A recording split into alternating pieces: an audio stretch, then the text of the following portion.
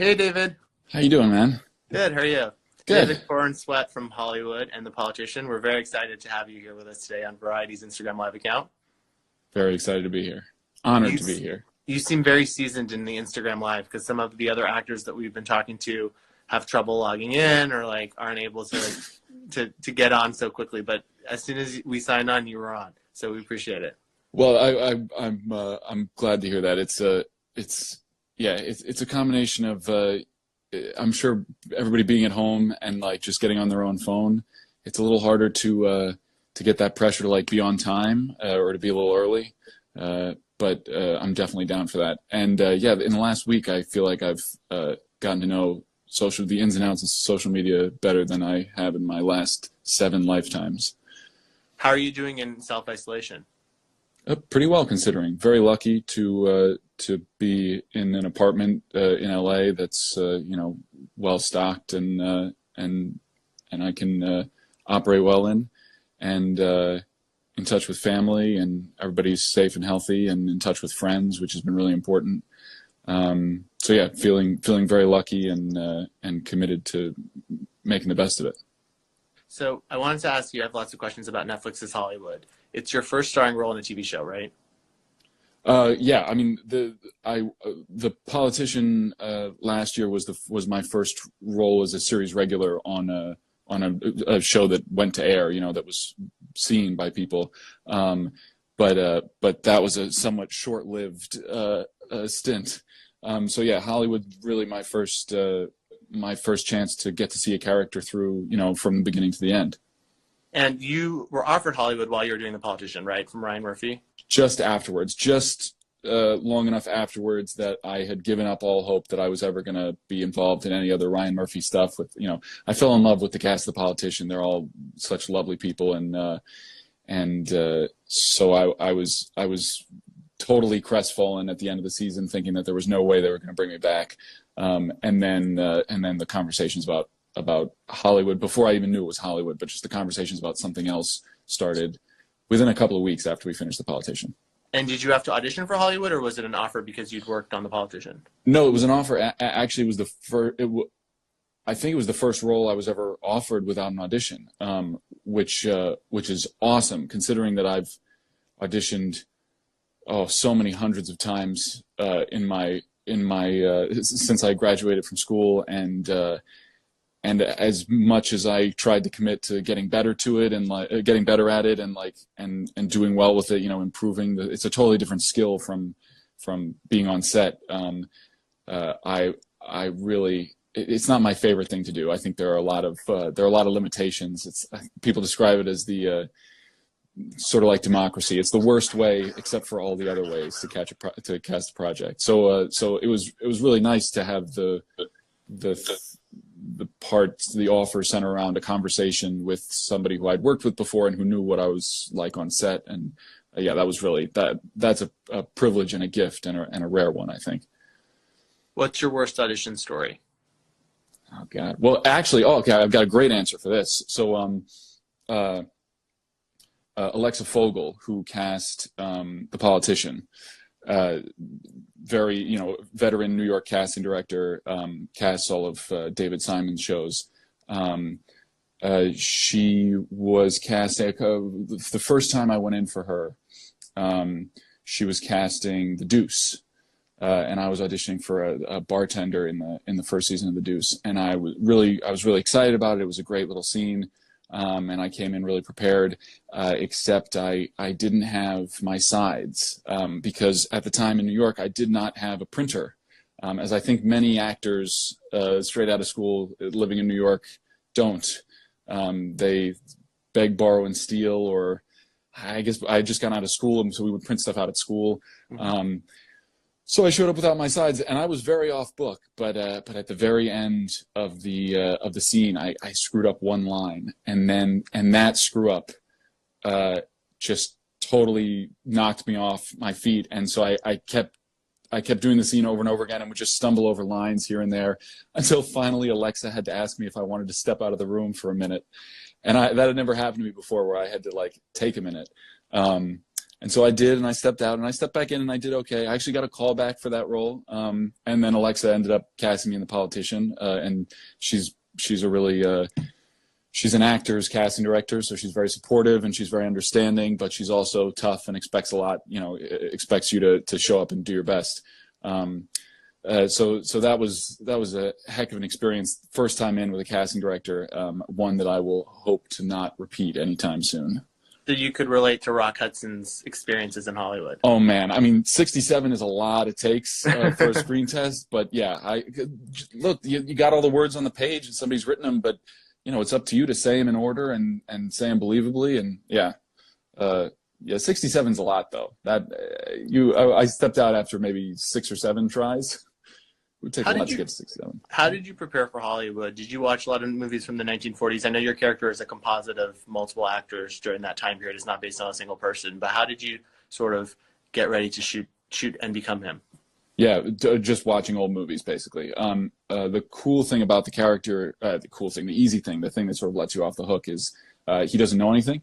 He's been in the war. I had, in my time as a student, done a good amount of research about World War II, talked to my grandfather who fought in World War II. So I had a good backdrop of the European theater, which is really Jack's only history. His only experience as of yet is fighting in the war.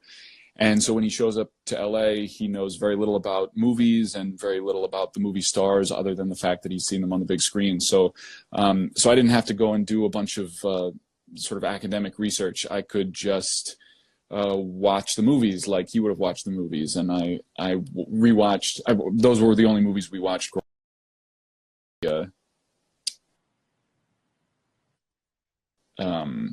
Singing in the Rain and the Fred Astaire and Ginger Rogers movies, and the old movie musicals, Guys and Dolls, and that kind of thing. So I got to just go back and rewatch a lot of those movies, and then watch some movies that I'd wanted to see that I hadn't, some classics, Brando movies and James Dean movies. A lot of James Dean movies that are very weird. Rebel Without a Cause, I rewatched. Because I was kind of hoping that Jack would turn out to be that kind of bad boy in the end. I knew he was starting off kind of wide-eyed and earnest, but I was hoping that he was going to end up with some kind of edgy turn in the end, which it didn't quite happen. He turned out to just be kind of a softie. But so I watched Rebel Without a Cause, and it's such a strange movie. The narrative is kind of all over the place, and obviously it's very special, and it's got a bunch of very special performances and a couple of really great scenes. But I just thought wow, things, Elia Kazan was doing interesting stuff with East of Eden, another kind of weird one. And so it was fun to get to watch those classics and have the sort of mixed feelings of clearly there are amazing and iconic moments in this, but also some moments that I really had trouble following or just didn't quite understand what was happening. And the rhythm of filmmaking was so different then, too. I think that we're so used to the sort of independent film world and what happened in the 90s to sort of influence filmmaking that sometimes when you go back and watch sort of the leisurely pace of storytelling, it does feel very different. Yeah, leisurely and meandering. The feeling of because, seeing anything up on screen in those days was pretty cool and somewhat revolutionary. So, yeah, I'm definitely a fan of that. I appreciate all kinds of filmmaking, but I do think that to the extent that people's attention spans have shortened, or just people think that people's attention spans have shortened, I think we lose something in those epic, stories that take a little while to get going and really take their time. So it is fun to go back and really see, especially for actors, seeing actors take the time to get into characters and develop them over the course of a film. Did you find that you had to change sort of the cadence of your voice or the speed of your voice, given that you were living a character that lived in the 1940s? Yeah, that was my favorite thing of the whole thing. My favorite thing of the whole project was getting to talk in that. It's kind of a dialect. It's also just kind of a milieu, a style. The thing I appreciate the most about period pieces in film and television is the subtle. The best example is the way men handle their hats.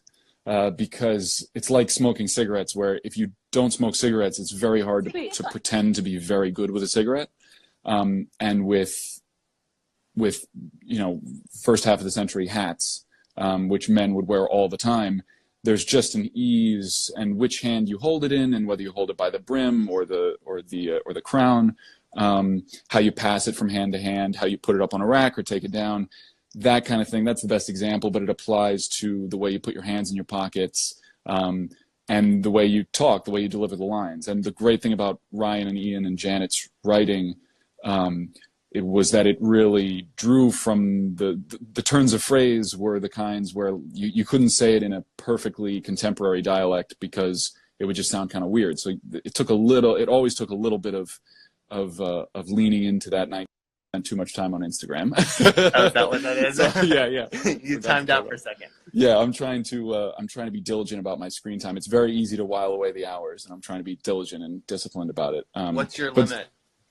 An hour for Twitter and Instagram on civilian days. I mean, it is last week we spent a lot more than an hour a day because promoting the show, and we did a bunch of live tweets and that kind of thing. Yeah. So I gave myself a break those days. But when it's not for professional reasons, I want to make sure I don't end up just scrolling the day away.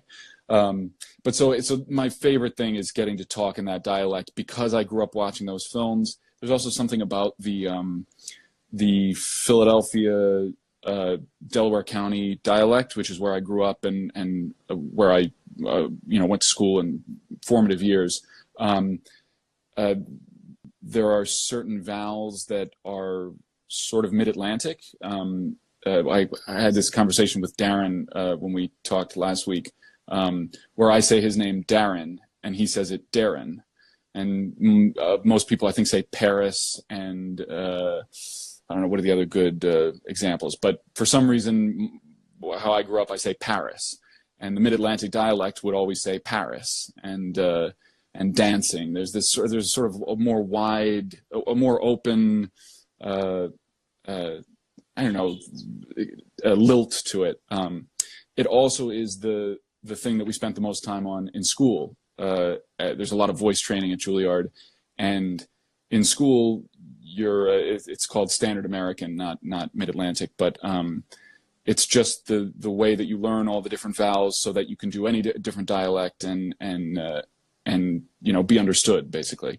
But it's frustrating for young actors to sit there and learn those very specific, the difference between dance and dance, because you're thinking, like, who really cares? Is this really going to matter? What's it going to, most of what I'm going to be doing, I'm going to be doing just my own dialect anyway.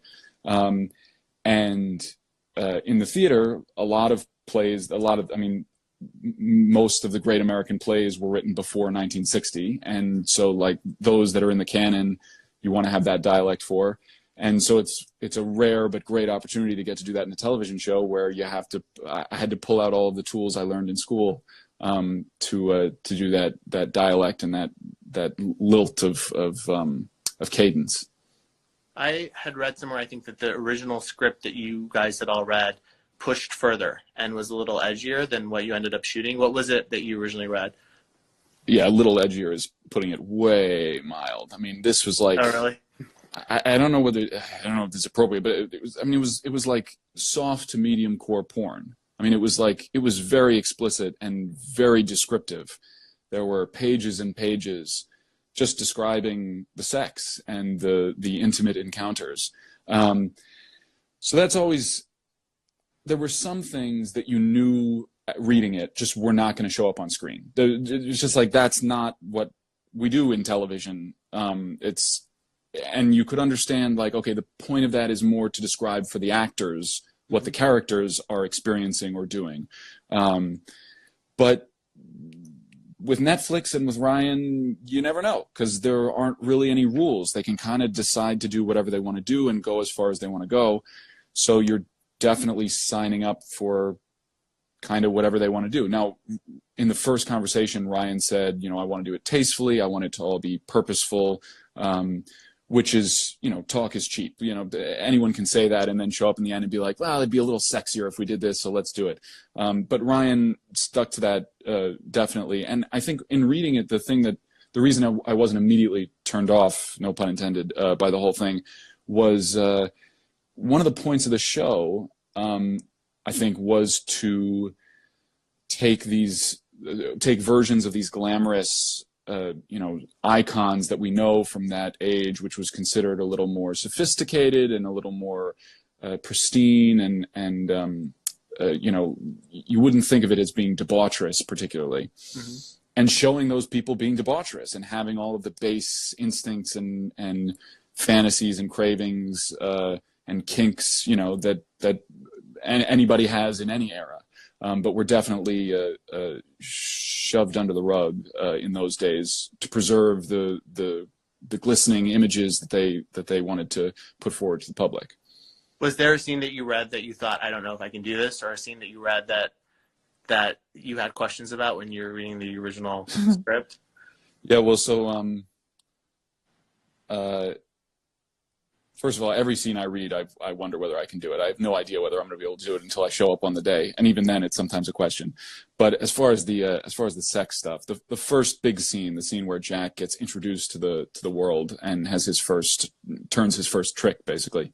In the finished product, that's a beautiful scene with Patti LuPone, and really much more than it being about the sex. It's about the two characters and these two sort of lonely people who happen to find each other and happen to connect and happen to be able to offer each other something deeper than just physical,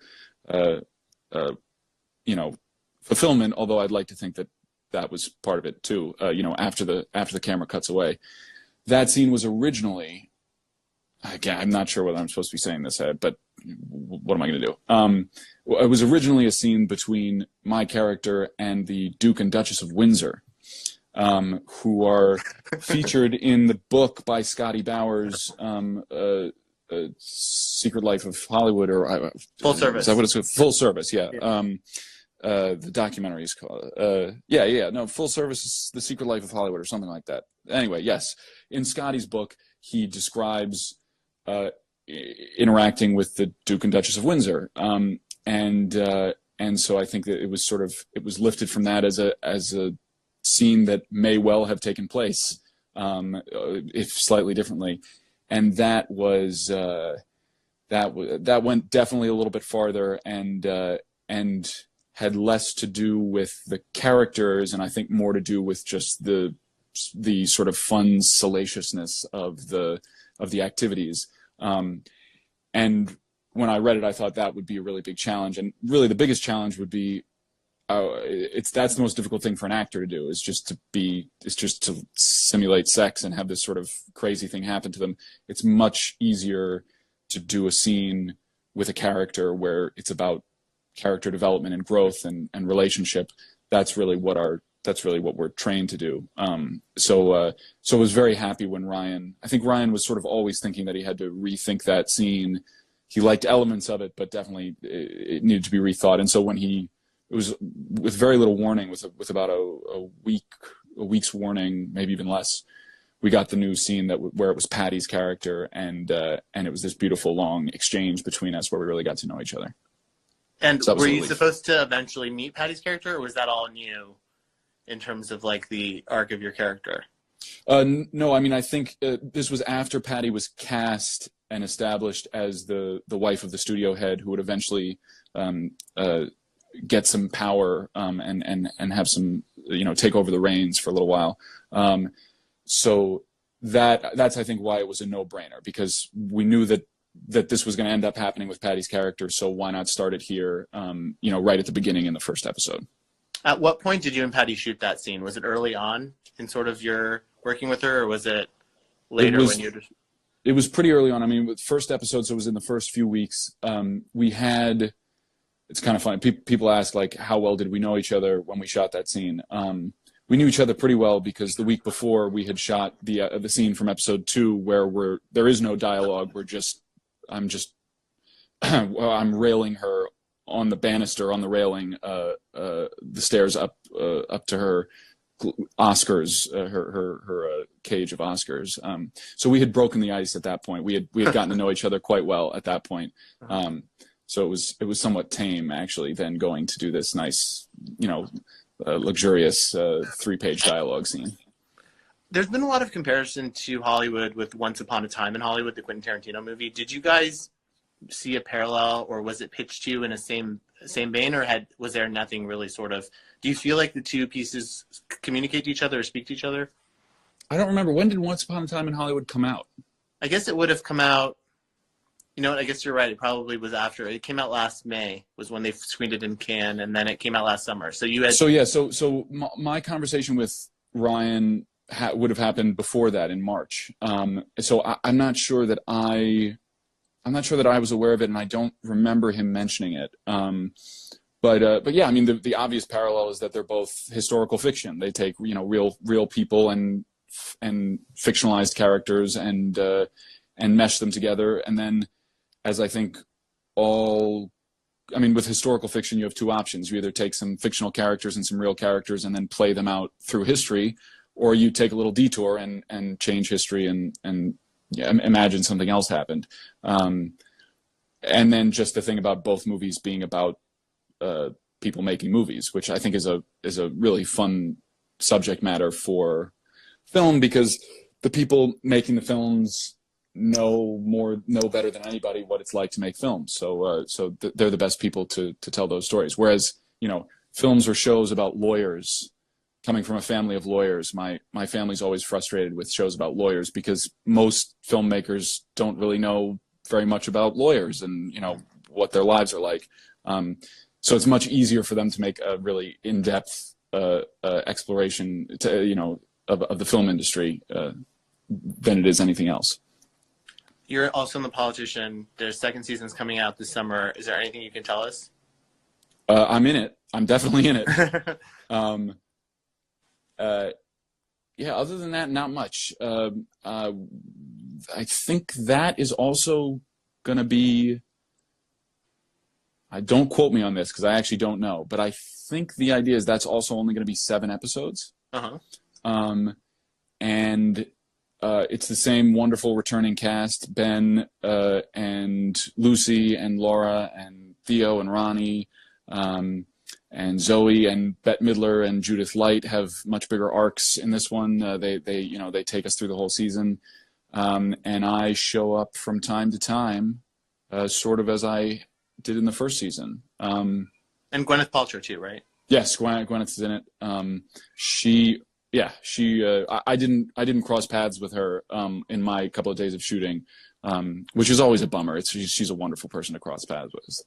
Have you seen The Politician, or do you know what happens, or do you only know what you shot? No, I only know. I mean, I got the scripts that I was in, but I'm not in all the episodes, so I didn't read the whole thing, which is fun actually. I'll get to watch it as an audience member, which I always like doing. I sort of got to do that with the middle episodes in the first season because I wasn't in them. But it's always fun, especially when you know and love the actors in it, to get to watch it as an audience member and just cheer them on.